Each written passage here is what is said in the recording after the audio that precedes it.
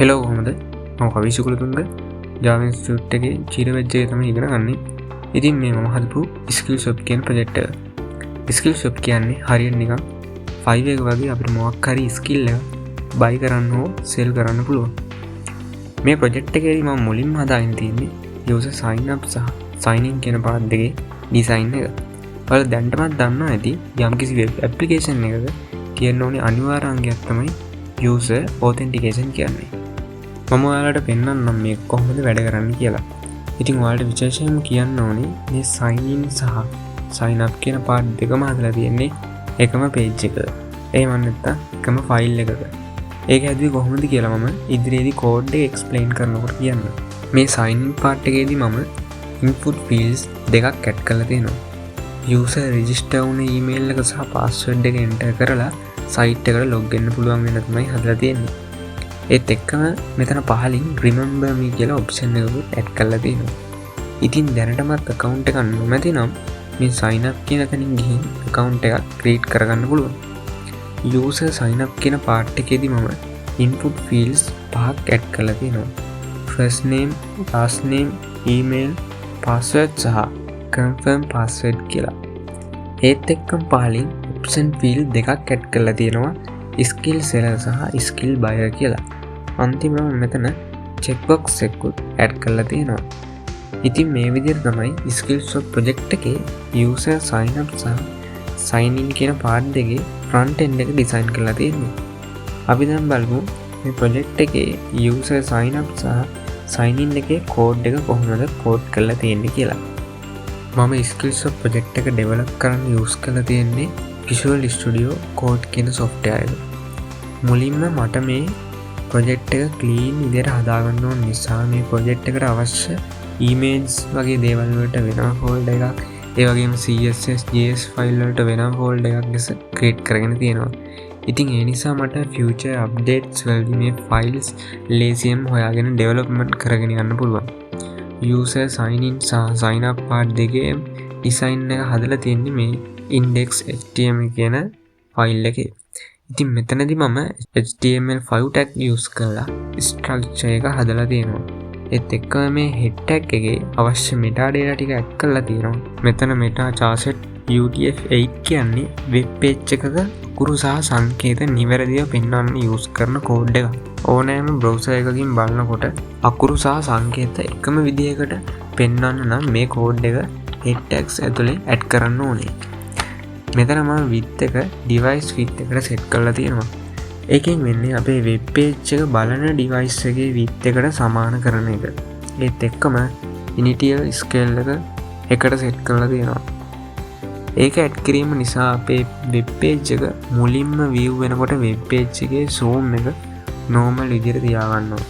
මේ title tag එකේ අපේ web page එකේ brand name එක දාලා තියෙනවා. ඊට පහලින් web page එකේ favicon එකත් add කරලා තියෙනවා. title එකයි favicon එකයි browser එකේ tab එකේ ඉහළින් තමයි වෙන්නන්නේ.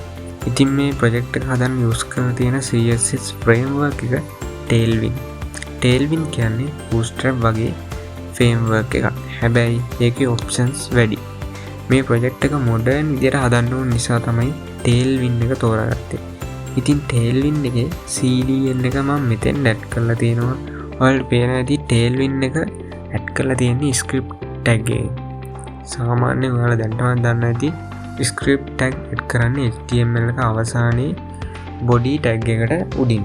හැබැයි මෙතනදී Tailwind CSS use කරන නිසා Tailwind CSS ටික load වෙලා ඊට පස්සේ body එකේ content එක load වෙන්න තමයි හදලා තියෙන්නේ. body එකට background එකක් add කරලා තියෙනවා blue සහ indigo කියන color එකකින් gradient විදියට.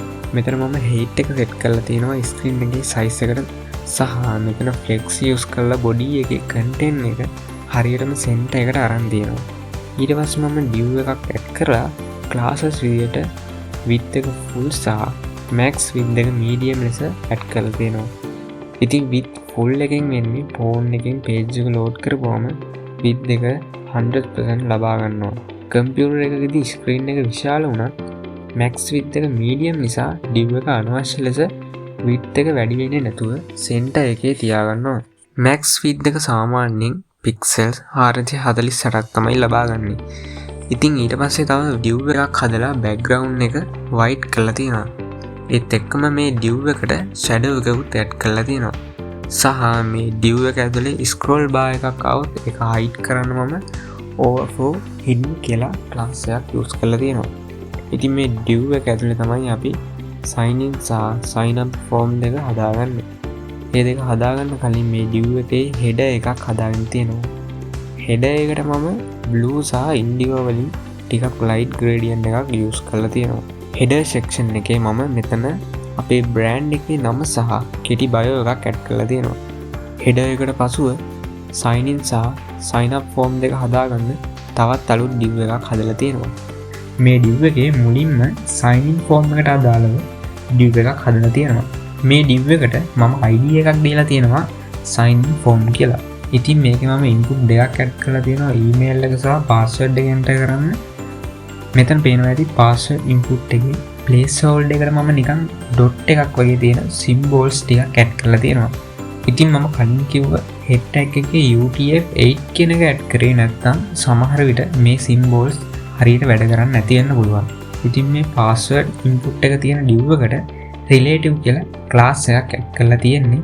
මේ div එක ඇතුලේ තියෙන දේවල් මේ div එක ඇතුළෙම තියාගන්න සහ මෙතන බටන් එකේ class එකට absolute කියන class එක add කරලා මේ බටන් එක මගින් password එක reveal කරගන්න emoji එකේ position එක හදලා තියෙනවා.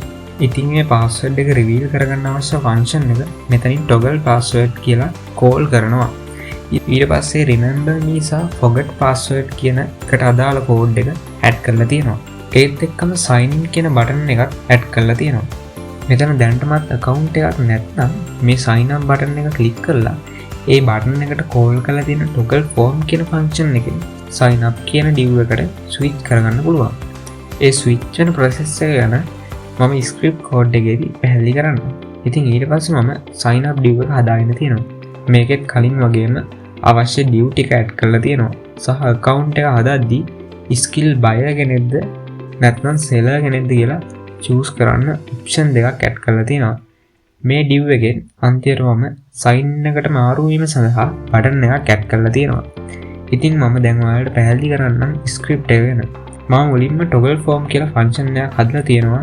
ඒකෙන් තමයි අපේ sign in සහ sign up forms අතර මාරු වෙන process එක වෙන්නේ.